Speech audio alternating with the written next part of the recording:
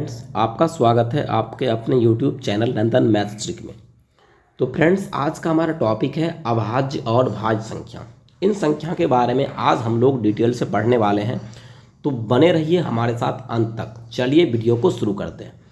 तो अभाज्य संख्या यानी प्राइम नंबर क्या होती है कि ऐसी प्राकृत संख्या जिनके केवल दो गुणनखंड होते हैं उसको हम लोग कहते हैं अभाज्य संख्या।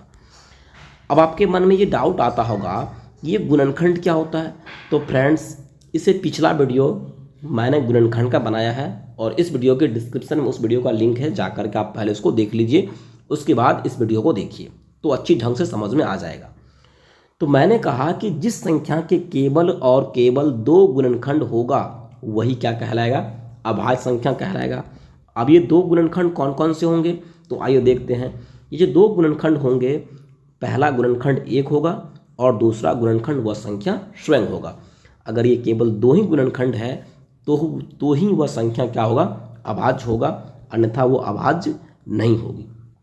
यानी ऐसी संख्या जिसके गुणनखंड एक और स्वयं के अलावा कोई अन्य गुणनखंड नहीं होते हैं उसको हम लोग कहते हैं अभाज्य संख्या। केवल एक और स्वयं ही गुणनखंड होगा, कोई दूसरा और गुणनखंड नहीं होगा।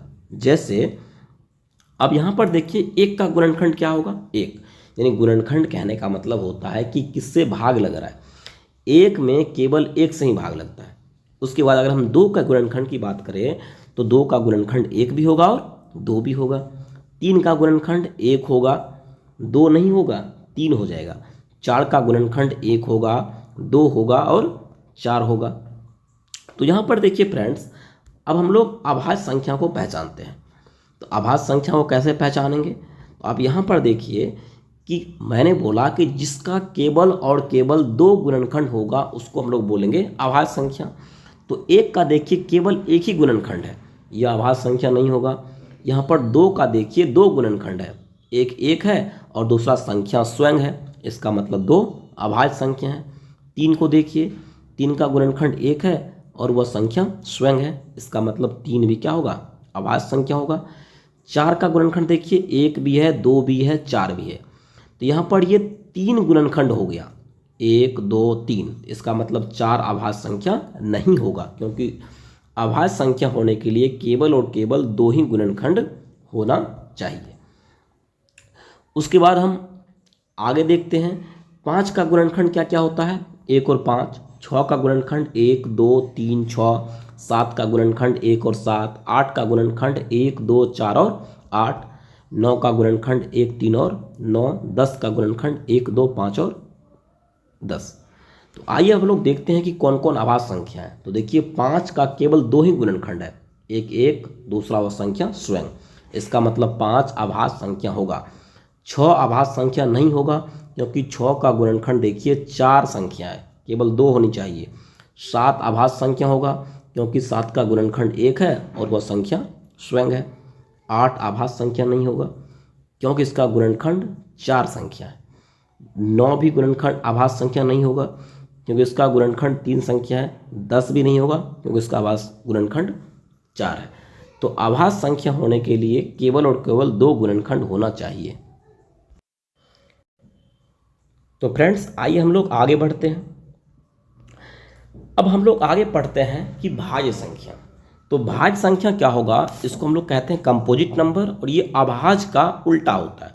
कहने का मतलब हुआ कि मैंने अभी पढ़ा कि जिस संख्या के केवल दो गुणनखंड होगा उसको बोलते हैं अभाज्य संख्या, और भाज्य संख्या उसको बोलेंगे कि जिस संख्या के गुणनखंड दो से अधिक गुणनखंड होगा।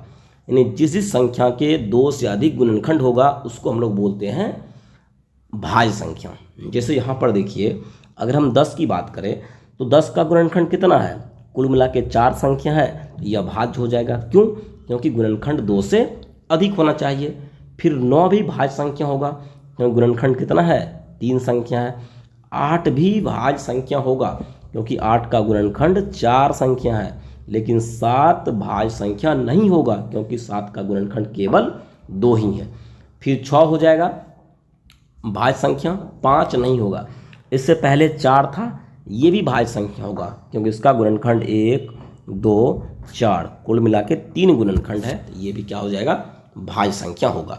तो आपको याद रखना है कि जिस संख्या के केवल 2 गुणनखंड होगा उसको हम लोग बोलते हैं अभाज्य संख्या, जिसका 2 से अधिक गुणनखंड होगा उसको हम लोग बोलते हैं भाज्य संख्या। यहाँ पर देखिए 4, 6, 8, 9, 10, 12 ये सब क्या है, भाज्य संख्या है। तो भाज्य संख्या शुरू कहाँ से होती है, 4 से। तो सबसे छोटी भाज्य संख्या क्या हो जाएगा, 4। और तो आइए फ्रेंड्स अब हम लोग 100 तक की अभाज्य संख्या को देखते हैं। तो उसमें 2, 3, 5, 7, 11, 13, 17, 19 ये यानी 100 तक में कुल 25 अभाज्य संख्याएं होती है। और ये प्रत्येक संख्या का गुणनखंड कितना है, 2 है। अगर हम सबसे छोटी अभाज्य संख्या की बात करें तो वो कितना होगा, 2। यदि हम सबसे छोटी भाज्य संख्या की बात करें तो वो कितना होगा, 4। तो आइए फ्रेंड्स हम लोग आगे बढ़ते हैं।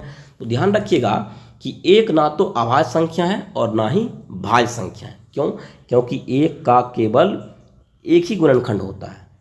तो अभाज्य होने के लिए 2 गुणनखंड चाहिए और भाज्य होने के लिए 2 से अधिक चाहिए।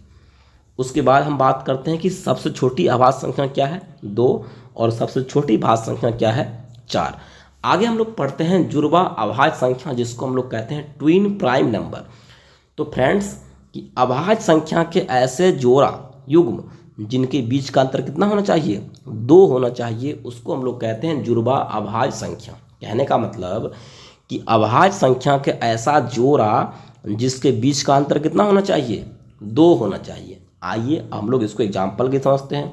जैसे यहाँ पर देखिए 5 और 7 दोनों का दोनों अभाज्य संख्या है और इसके बीच का अंतर कितना है, यानी 7 और 5 में कितना का अंतर है, 2 का अंतर। इसका मतलब ये हो जाएगा जुड़वा अभाज्य संख्या।